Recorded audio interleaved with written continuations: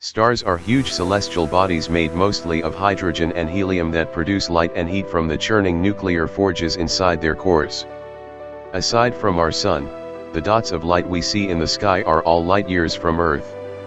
They are the building blocks of galaxies, of which there are billions in the universe.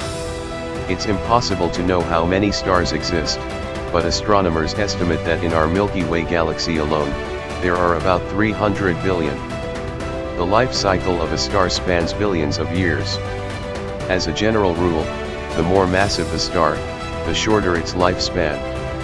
Birth takes place inside hydrogen-based dust clouds called nebulae.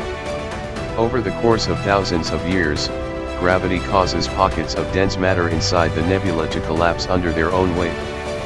One of these contracting masses of gas, known as a protostar, represents a star's nascent phase. Because the dust in the nebulae obscures them, protostars can be difficult for astronomers to detect. As a protostar gets smaller, it spins faster because of the conservation of angular momentum, the same principle that causes a spinning ice skater to accelerate when she pulls in her arms.